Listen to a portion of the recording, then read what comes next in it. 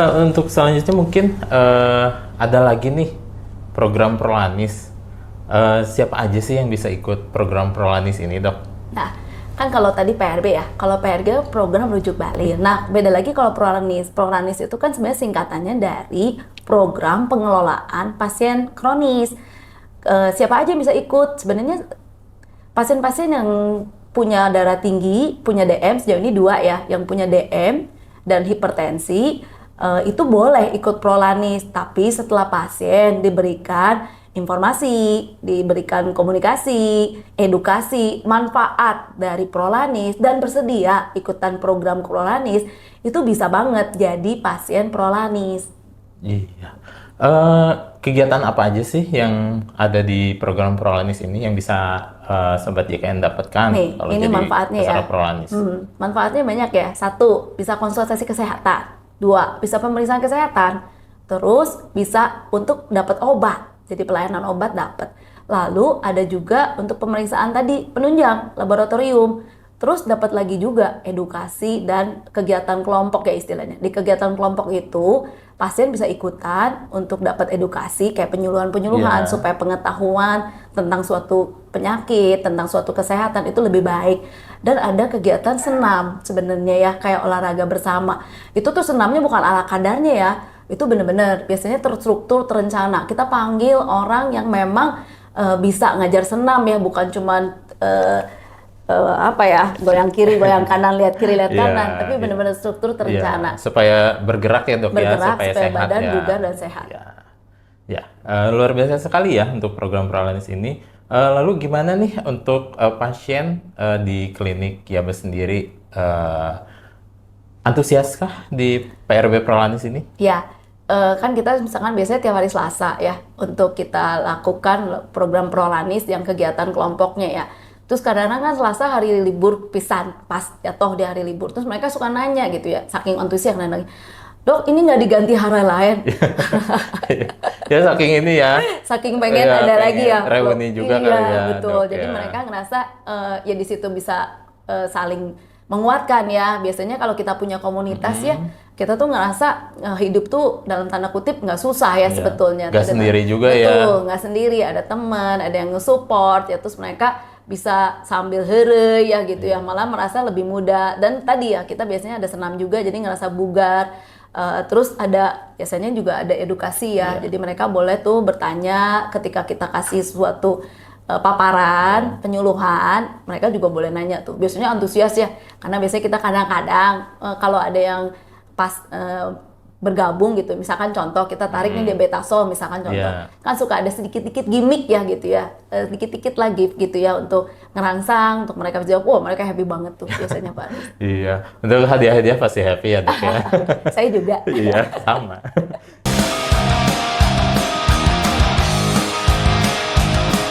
Ya, Dok, berarti sangat membantu ya untuk program PRB dan Prolanis ini. Betul banget ya, dengan zaman sekarang gitu ya, dengan tadi ya, apa sih yang bisa dipermudah, ngapain dipersulit ya Pak Argis ya. Dan salah satunya yang menurut saya program Prolanis dan PRB ini benar-benar loh membantu banget sobat-sobat JKN. Apa yang dibikin mudah harus kita mudahkan, jangan dipersulit ya gitu. Dapat obat, Iya. dapat pemeriksaan, dapat konsultasi ya. Ada edukasi dan senam Betul. juga ya. Yang paling utama dapat badan sehat. Iya. Ya. Alhamdulillah. Amin. Amin. Ya, semoga sehat semua ya, Dok, ya. Kira-kira apa sih tantangan dari dokter sendiri menghadapi peserta Prolanis ini di program Prolanis ini? Iya ini ya, yang kadang-kadang maaf ya namanya penyakit kronis, kadang-kadang mereka bilang, "Dok jangan bosen ya sama kami ya, yang tiap kali datang, periksa, minum obat." Sebenarnya kita selalu bilang, dokter mah nggak bosen ya, punten, untuk periksa pasien, untuk kasih edukasi misalkan. Tapi kadang-kadang pasiennya loh yang bosen ya minum obat. Jadi kita harus motivasi banget tuh, makanya itu penting ya, dapat yang tadi saya bilang kelompok, komunitas, Iya. karena nggak sendiri. Karena kadang-kadang tuh bosen minum obat Pak Argis, jadi Iya. gula. Kita sampai bilang, maaf, DM itu jangan jadikan musuh, jadikan sahabat. Dalam arti begini, terima, ikhlas, ikhtiar tetap. Jadi kita tetap berobat, minum obat, sabar. Karena memang obat itu membantu supaya DM ini jangan sampai terjadi komplikasi. Kalau udah komplikasi lebih sulit kan. Salah satu penyebab tertinggi orang cuci darah itu adalah karena DM gitu ya. Jadi kadang-kadang yang bikin sulit tuh pasiennya kadang-kadang Argis, frustasi ya, kadang-kadang bosen gitu ya. Jadi kita mesti motivasi lagi, ingetin lagi supaya pasien tuh jangan bosen. Namanya juga penyakit kronis. Jadi bukan kayak obat batuk pilek 2-3 hari minum obat damang atos tekedah diseepkeun. Ai Prolanis mah program untuk penyakit kronis mah punten, seterasna diminum terus gitu ya. Nah itu yang kadang-kadang kendala yang saya rasa paling banyak tuh pasien sendiri, kadang-kadang semangatnya atau antusiasnya kadang ya mungkin ada masanya bosen, capek, pleng leungit duka ka mana teu dongkap-dongkap gitu ya. Nah itu terus dari kami juga kadang ya pengennya sih kan tetap stabil, tapi namanya punten ya kadang-kadang ada masanya nggak kekontrol tuh, ada komplikasi. Makanan ya dok ya, betul, dari makanan, dari pola gaya hidup ya, tidurnya, makannya, stresnya, punten ya. Itu membuat kadang-kadang juga yang tadinya stabil bisa jadi nggak stabil Pak Argis. Itu sih ya yang paling banyak kendala yang saya rasain sih, pastinya kadang-kadang bosen ya gitu. Dan tenaga medisnya juga harus semangat sih. Salah satunya juga kita menangani pasien yang penyakit kronis. Jadi baik dokter ataupun pasiennya dua-duanya mesti ayo tetap di refresh gitu ya supaya tetap semangat. Itu aja sih Pak.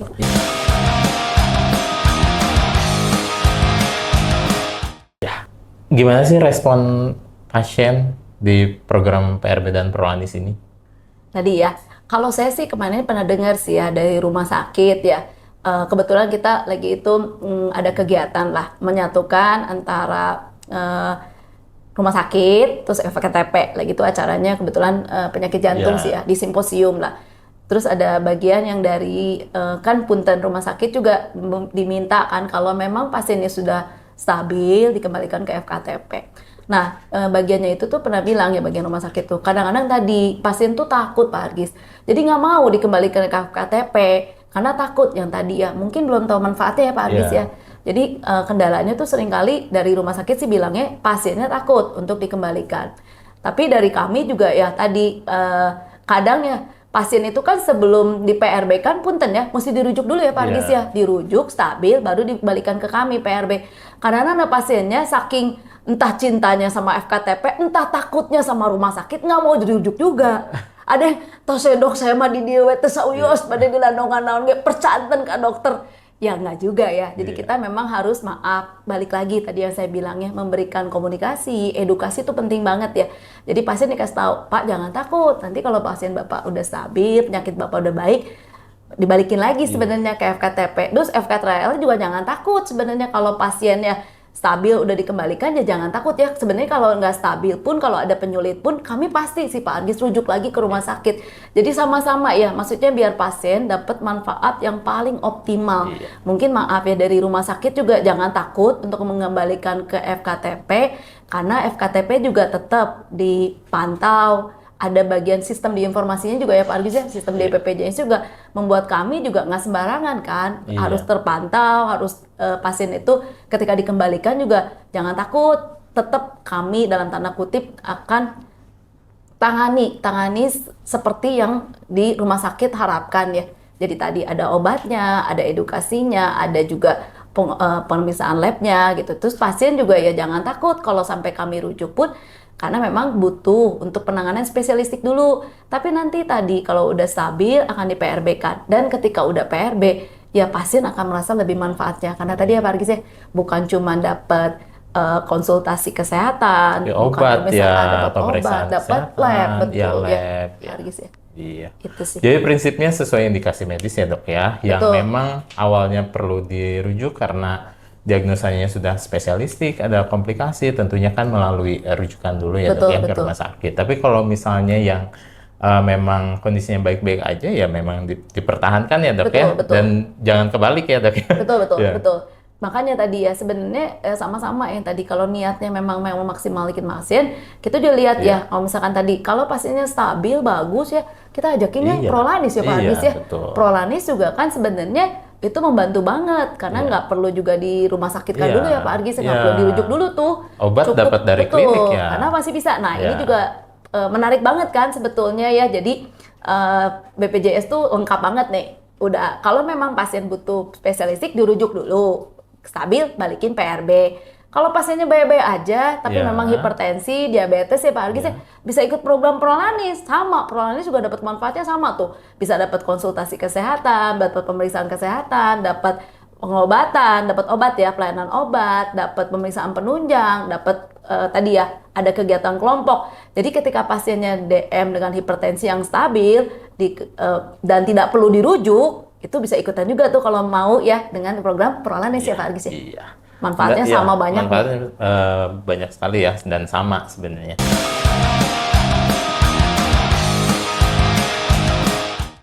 Menarik sekali ya dok ya. Mungkin harapan dokter nih terhadap pengembangan PRB dan Prolanis ini gimana? Supaya nanti mungkin sebagai masukan kita juga ya, supaya nanti bisa lebih baik ke depannya. Iya, makasih. Jadi gini sih yang saya bilang tadi ya, dua-duanya baik FKTP, kan FKTP juga tadi Pak Argis bilang ya, atas indikasi medis gitu ya. Kalau memang sebenarnya kita udah ada ya Pak Argis kompetensi 4A. Kalau selesai tuntas di PPK 1, harusnya pede-pede aja juga dokternya ya untuk menangani pasien-pasien dengan penyakit yang kronis yang memang bisa ditangani di PPK 1, nggak perlu dirujuk ke FKTL tadi ya sebetulnya. Jadi satu punten kami juga mungkin perlu lah istilahnya, tapi saya lihat PJS juga berusaha ya supaya kami selalu dilengkapi ya Pak Argis kayak kemarin ya kita ada tuh tentang DM, tentang hipertensi, spesialis loh yang bicara, betul, mentoring spesialis. Jadi dokter-dokter di FKTP juga pede untuk menangani pasien-pasien yang memang stabil, tidak ada komplikasi untuk secara optimal tertangani di PPK 1 ya Pak Argis di FKTP. Lalu ya tadi minta tolong supaya di dokter-dokter di FKTP juga tetaplah diberikan brainstorming ya istilahnya mungkin jadi refresh dah, refreshmentnya ya betul, refreshmentnya untuk penyakit-penyakit yang memang bisa ditangani di PPK 1. Kedua ya mungkin masukan juga sih untuk rumah sakit, karena kemarin tuh yang saya bilang kadang-kadang mereka aja sih bilang pasiennya nggak mau dibalikin ya gitu, tapi sebenarnya pasien kalau diberi edukasi bisa juga ya, dan buktinya ada beberapa pasien yang udah PRB di klinik kami, klinik Yabes, itu tuh merasakan banget manfaatnya setelah dikembalikan oleh dokter spesialisnya. Jadi punten rumah sakit juga hampura ya, bukan ngewek pasiennya lira gitu ya istilahnya. Kalau memang sudah stabil, kembalikan. Dan memang saya pengennya sih ada mungkin masukan ya, ada koordinasi komunikasi yang baik antara FKTP dengan FKTL, karena kami kadang-kadang merasa sulit tuh Pak Argis. Jadi kadang-kadang kan kita memang bisa lihat eye care ya sebetulnya. Cuma kadang-kadang ini teh kunaonnya misalkan punten ya dari dokter spesialis 1 diujuk lagi spesialis lain, spesialis bisa satu pasien teh bisa 5 spesialis kadang-kadang ya. Nah itu kan kita mungkin kalau misalkan bisa komunikasi dengan baik, mana yang udah stabil boleh nggak dibalikin ke FKTP. Nah komunikasi antara punten FKTP dengan yang tingkat lanjut, saya lihat belum berjalan dengan baik sekali ya. Jadi kadang-kadang kita ke PIC-nya ya itu juga kadang-kadang lambat ya, dalam arti kita juga nggak dapat informasi tepatnya, ini kenapa ya, ini gimana ya, kenapa yang mesti dirujuk lagi, misalkan padahal pasiennya misalkan ngerasa semua udah baik, tensi, misalkan cuma dapat punten ya, misalkan obat-obatan yang memang di FKTP juga ada sebetulnya, tapi belum dikembalikan, harus dikontrol. Kalau kayak misalkan kita ada komunikasi, itu akan lebih enak ya. Oh dok, ini ternyata udah stabil ya. Terus enak ya, tongkat estafetnya akan baik banget dioperinnya istilahnya. Kalau kita ada komunikasi, kayak saya jaga di rumah sakit, itu kan selalu ya antara dokter satu dengan dokter berikutnya ada estafetnya istilahnya. Nah itu juga kan kalau kita bisa komunikasi, itu baik banget. Karena kadang-kadang punten dari yang SRB itu juga kadang-kadang tidak tertulis detailnya gitu ya, sebenarnya keadaannya gimana apa gitu kan, tapi kalau udah ada komunikasi yang lebih baik, mungkin kami juga akan lebih ingat gitu. Dok nih tipnya pasien iya teh kedah iya, si ibu iya mah dok emut we, kadang gulana sok hilap teu dituang landongna misalkan, kan itu akan lebih enak ya, kita akan lebih oh iya nge.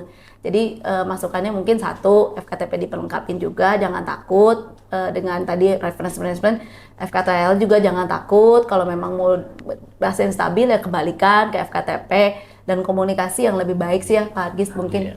Mungkin itu ya paling penting komunikasi mungkin ya dok ya antara pesan dari dokter di FKTL nyampe juga nih ke dokter di FKTP, baik di klinik atau puskesmas. Mungkin itu ya, supaya nanti ya bisa langsung sinergis dan berlanjut terus ya mungkin ya dok ya.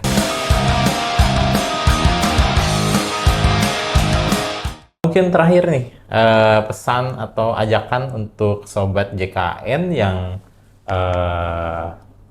mungkin belum tahu atau belum ikut PRB atau Prolanis, padahal sobat JKN ada yang atau orang tuanya punya DM atau hipertensi atau penyakit kronis lain, gimana nih dok? Iya, hai sobat JKN, moga-moga dengan acara Ngojek hari ini dibukain wawasan baru tuh.